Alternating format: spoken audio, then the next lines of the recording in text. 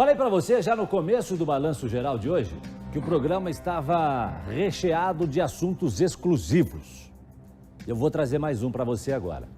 Vou trazer mais um, presta atenção.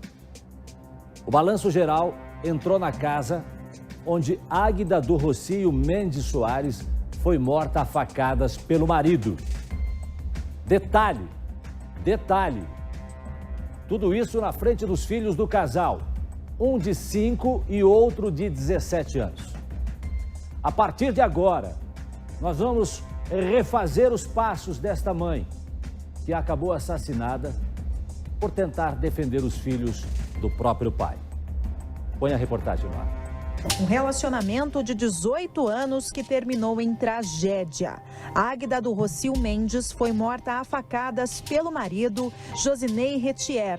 Depois de uma noite de confraternização com amigos, diversão e uma boa conversa, a família veio aqui de volta para casa, onde viviam no município de Araucária. Foi no momento em que o menino pequeno, filho do casal, de apenas 5 anos, quis assistir desenho, que a confusão começou. Ele chegou, de acordo com os relatos, a tentar mudar o canal da TV. Foi nesse momento que o Ney bateu nessa criança de 5 anos. O tapa foi tão forte no rosto que chegou realmente a fazer um hematoma e deixou o rosto da criança roxo. Quando a mãe viu tudo isso, a Águida então partiu para cima do pai, do Ney, do marido, para tomar satisfações sobre tudo isso. Eles começaram então a brigar aqui na sala e foi na cozinha que a briga se intensificou mais. O casal passou a discutir aqui.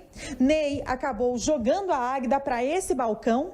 Foi nesse momento que o filho maior do casal, de 17 anos, não se aguentou e veio no impulso de defender a mãe. Ney, quando viu o filho vindo, primeiro deu uma cabeçada no rapaz, que acabou inclusive fazendo um machucado na região da boca dele, e depois, não contente, ele pegou a faca e foi para cima do próprio filho. Nesse momento, o filho conseguiu segurar o objeto, se livrar dessa facada, mas ele teve um ferimento de raspão nessa região aqui do corpo, aproximadamente. Ferido, o filho então resolve ir até o banheiro, que fica exatamente aqui na frente.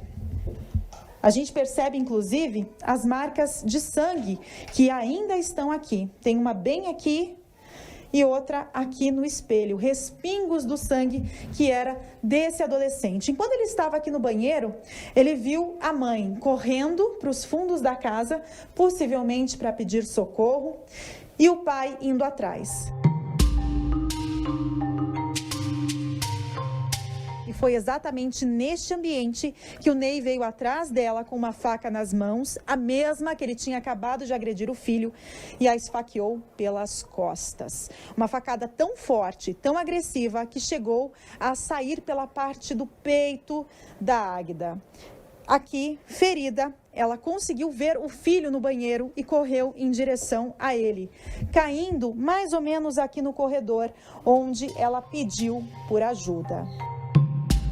Depois do crime, o Ney fugiu e o filho, adolescente de 17 anos, saiu perseguindo o pai aqui pelas ruas do bairro. Quando então, mais ou menos nesse ponto, ele percebeu que o pai estava armado. Ele desistiu da perseguição e voltou para casa para acolher a mãe. Já o pai foi embora, como se nada tivesse acontecido. Ele era um pai rígido, ele não aceitava de forma alguma que o mais velho falasse alto com a mãe. De jeito nenhum. Era muito rígido com o pequeno também. O pai muito amoroso, muito carinhoso. Ele chegava do trabalho, ele sentava lá fora para o pequeno poder brincar lá fora. Eu acho que a pessoa naturalmente não teria o porquê fazer aquilo. Eu acho que a bebida influenciou um pouco. Mas a versão que os familiares de Águida dão é bem diferente. Ney seria um marido violento e com histórico de agressão contra a esposa. Sei lá se por medo ou vergonha, talvez, né? Nunca procurou uma delegacia para fazer uma denúncia e tal, né? Mas, inclusive, há alguns meses atrás, até ela teve que ir com as crianças na casa de uma outra irmã minha, porque já tinha feito uma ameaça de morte para ela. A gente vê os crimes de feminicídio, mas a gente nunca imagina que isso possa acontecer na família da gente, né? Você consegue perceber o drama de toda essa história? E aí, quando você olha por uma imagem como essa, o que você vê na internet? O que você vê na internet? Quando você vai no aplicativo, quando você vai no Instagram, quando você vai no Facebook, vê imagens que nem sempre são reais. Porque até então, nós conversamos com os amigos, eles falavam assim, meu Deus, o homem surtou, o que aconteceu? Deve ter sido um surto. Ele era um bom pai. Ele era um bom marido. A mulher confeiteira de 38 anos quis preservar a vida do filho. Mas não era isso. Eu vou repetir o que eu disse ontem. Eu vou repetir. Debaixo de um telhado, quatro paredes, às vezes a realidade não são aquelas que a gente vê nas redes sociais. E agora, a polícia e as pessoas, os amigos, acabam descobrindo quem era o verdadeiro Ney. Quem era o verdadeiro Ney? Cara que já tinha, inclusive, no seu currículo, momentos de agressão à família, ao filho, à mulher, ao ponto dela ter que um dia usar óculos para proteger, para ela sair de casa. E olha só a que ponto chega a mulher muitas vezes. E aí eu faço um alerta para as minhas amigas que estão assistindo o Balanço Geral. Até que ponto vale a pena, às vezes, você esconder uma agressão que pode terminar desse jeito? A mulher, para talvez preservar a família, para preservar o marido, num determinado momento, com o olho roxo, bota um óculos e sai de casa. E aí, num dia que era para ser de festa, porque passaram ao lado dos amigos, comemorando não sei o quê, mas enfim, se relacionando, celebrando a vida. Eles estavam celebrando a vida. Acabou em morte. A Dani está aqui comigo, a Dani Sivieri. Dani, eu queria que você me dissesse boa tarde, obrigado pela sua presença aqui no estúdio do Balanço Geral. Eu vi que durante a reportagem você fez vários sinais de que você sentiu muito no momento que você entrou na casa. Eu não sei, eu percebi isso olhando aqui para você. Queria que você me dissesse qual a sensação que você teve, o que você sentiu quando você entrou na casa que aconteceu o crime. Boa tarde, Jasson. Boa tarde, a doutora também. Olha, a gente percebe, Jasson, ali uma casa muito organizada. Agora não, né? Depois de toda a confusão, a casa já não parece em nada aquilo que era. Só que ali dentro, a gente nota que a Águida era uma mulher muito caprichosa. A gente percebe ali o ponto da casa que ela mais gostava é a churrasqueira. Então tem ali até uns estribos que ela estava colocando uns vasinhos de flores, exatamente essa imagem anterior ali. Colocando uns vasinhos de flores, a churrasqueira toda com azulejos. Então é uma sensação muito triste de saber que uma família inteira foi destruída e justamente por quem deveria proteger, né? Que é essa imagem que nós temos. Poxa, pai e mãe estão ali para proteger a família, né? O homem, a gente ainda muitas das vezes tem aquela sensação que ele vai proteger a mulher, vai proteger os filhos. E não foi o que aconteceu ali. A casa tá, assim, exatamente como tá a família, Jasson, completamente destruída hoje. Tem até uma cachorra, uma cadela que é uma pitbull, que fica ali na parte da frente da casa. Eles estão vendo se os vizinhos ficam agora com esse cachorrinho. Ela tá também só pura tristeza ali, né? Então, é muito triste, porque, olha, a gente vê uma cozinha toda feita, toda planejada, tem até fogão a lenha ali, e tudo terminar dessa forma. Eu estive também, Jasson, a família estava lá, né? A irmã dela e as crianças também. Ô Dani, eu imagino que para você não deve ter sido fácil entrar nessa casa para contar essa história, para trazer essa história aqui para o público do Balanço Geral.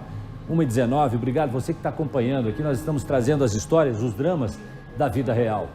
Olhando pelo lado humano sempre, pelo lado da vida, defendendo aqui a vida. Você viu os meninos, chegou a falar com eles? O que você tem para nos contar desse contato que você teve com os filhos da Águida? Vi sim, Jasson. Eu vi os dois. O garotinho de 5 anos, ele é bem pequenininho, tanto que eu até olhei e falei assim, meu Deus, mas ele só tem 5 anos. E aí realmente me vem a cena na cabeça, imaginando, claro, no momento em que eles estão na sala e o pai, o Ney, acaba batendo na criança, né? E como eu disse na reportagem, batendo a ponto de fazer um roxo na bochecha dessa criança. E aí você olha uma criança tão pequena, sabe, que aparenta ali 3 anos, tão indefesa. Eu acho que qualquer mãe, qualquer mulher iria para cima da pessoa para defender, porque não foi um tapa qualquer, não foi uma advertência qualquer, foi uma agressão realmente essa criança. E o rapaz de 17 anos, a gente percebe ele muito quieto, sabe, Jason?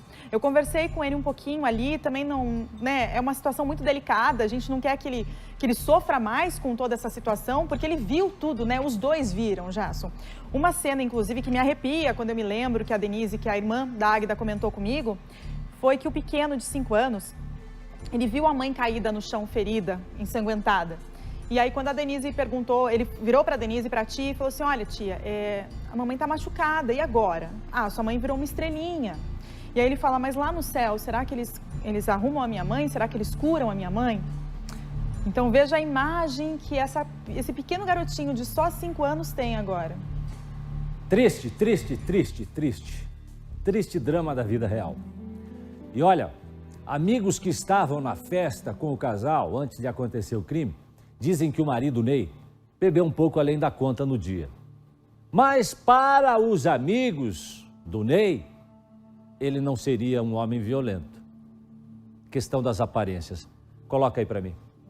Olha, se ele batia nela, era aquela coisa que eu te falo assim, era muito interno, porque nós estávamos sempre juntos, ela nunca apareceu com uma mancha roxa, ela nunca reclamou nada, e olha, ela era brava, se acontecesse de levantar a mão para ela, jamais a família dela ia permitir, porque a família dela é muito presente na vida dela. Talvez seja difícil para uma pessoa acreditar ou achar que a gente até está numa defesa do Ney como pessoa, mas não é, a gente tem que falar a verdade.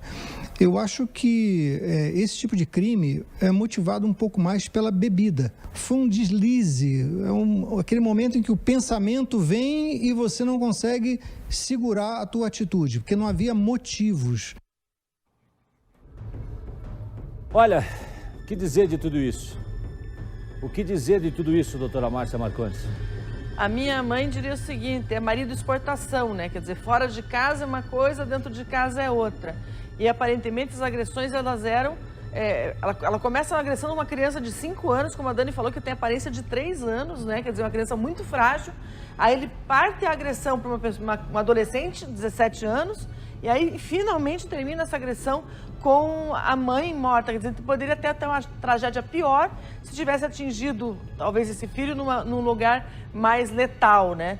Mas, Dani, você que esteve lá conversando com eles, de alguma forma eles reportaram que essas agressões eram comuns dentro de casa? Talvez esse adolescente tenha reportado alguma coisa nesse sentido? Os filhos não, doutora, mas os familiares sim. Os familiares falam que ele era uma pessoa no trato ali agressiva. Só que a gente até conversando com a família, eu até comentei, poxa, mas é tão difícil, né, para uma mulher, de repente, falar para uma amiga, olha, meu marido me bate, eu estou sendo agredida por ele. Não é um assunto fácil, é algo que você tem vergonha, inclusive. Por isso que a família só sabia no pior momento. Há pouco tempo, questão de, se eu não estou enganada, 1 ano ou poucos meses, foi a última vez que isso aconteceu, que a família tem conhecimento, que foi grave a ponto dela pegar os 2 filhos e ir para a casa da irmã e pedir refúgio, pedir ajuda. Então, infelizmente, a gente tem pela família que isso era um constante, pelo menos vez ou outra ela aparecia com um sinal, com uma situação, e a família orientava para que eles se entendessem, para que eles conversassem. Afinal, 18 anos juntos, a família até acredita que eles se amavam muito, doutora. 18 anos juntos. Eu tenho, inclusive, um depoimento do irmão, mas antes, deixa eu dar um recado rápido. Quero continuar com essa história. Meu Deus do céu. Uma mulher de 38 anos, confeiteira, mãe de 2 filhos, acabou sendo morta, como nós estamos tratando desse caso aqui, esse drama familiar. A vida inteira pela frente. Imagina, 38 anos, jovem. Eu falo sempre isso, especialistas que eu já conversei falam que tem adolescência, dependendo do caso, que vai até os 30 anos. Imagina, a mulher tem 38 anos, mãe de 2 filhos. O homem era violento? O irmão da Águida contou pra gente o seguinte, ela era uma confeiteira, estava sempre com um sorriso no rosto, mas acabou sendo vítima do marido. Pode falar. Fazia bolos, fazia festas de aniversário, né? Era uma pessoa sempre alegre, sempre divertida. Talvez por esse motivo dela sempre estar com um sorriso no rosto, que nunca parecia que ela estava sendo agredida dentro de casa. Ou seja, uma mulher dedicada à casa, uma mulher dedicada aos filhos, uma mulher dedicada à família. Dani, o que mais que você percebeu? Você chegou a conversar com alguns amigos, alguns vizinhos, enfim. As crianças estão com quem? Quem está cuidando agora dos filhos? Um rapaz que tem 17 anos, mas essa criança frágil, quem está cuidando desses meninos? Os dois, Jasson, estão com essa tia, que tem também uma filha que mora com ela e uma outra criança. Eu estava até comentando agora há pouco com a doutora Márcia, que o priminho desse garotinho de 5 anos tem 3 anos, eles têm exatamente a mesma faixa etária. Então, a princípio, essa tia vai buscar a guarda regular dessas crianças, mas os dois, tanto o adolescente de 17 quanto a criança de 5, estão em poder dela. E o adolescente de 17 já sinalizou que é com ela exatamente que ele quer ficar. Então, agora, com toda certeza, ainda que ela peça na justiça, há uma grande chance de que a criança de 5 anos fique junto, né, Jasson? Depois de perderem o pai e a mãe numa situação como essa, o pai porque matou a mãe que não está mais aqui, que os dois fiquem juntos. Pelo menos é essa a expectativa da família nesse momento. Eu conversei, Jasson, ali com um casal de vizinhos, que enquanto nós fazíamos a reportagem, eles saíram ali e tudo mais. E eles comentaram que, nesse momento, a vizinhança está com medo, porque ninguém sabe aonde está o Ney. Ninguém sabe o que aconteceu, só sabe que ele saiu andando. A última visão que se tem dele é ele saindo pela porta da frente da casa, sentido ignorado. Ninguém sabe para onde ele foi, ninguém tem essa ciência. O que a família comentou comigo é que parece que ele ligou, que ele entrou em contato com o patrão dele, que ele seria vendedor de autopeças, então seria essa pessoa, que ele chegou a fazer contato com essa pessoa e que ele teria tentado contato com um amigo do adolescente de 17 anos. Mas, a princípio, nesse momento, o adolescente não quer nenhum tipo de contato, obviamente, com o pai. E os vizinhos estão aterrorizados. Todo mundo teme que ele volte, que, de repente, ele faça um mal para os filhos, principalmente. Essa é a preocupação da família nesse momento, que ele faça um mal para o adolescente ou até mesmo para a criança de 5 anos. Imagine, doutora Márcia, um homem de imagem, de bom pai, de bom marido, de repente vira assombração, vira assustador, vira um fantasma que as pessoas têm medo. E Jasson, não dá para descartar esse medo, porque a agressão começou exatamente com os filhos, né? Quem dá um tapa no rosto de outra pessoa, ainda mais uma criança frágil de 5 anos, né? Então a agressão começou exatamente com esses filhos. Então, exatamente, eles têm que ser protegidos desse pai, até que se resolvam as coisas para ter qualquer tipo de contato, mas eles precisam ser protegidos desse pai, infelizmente, né?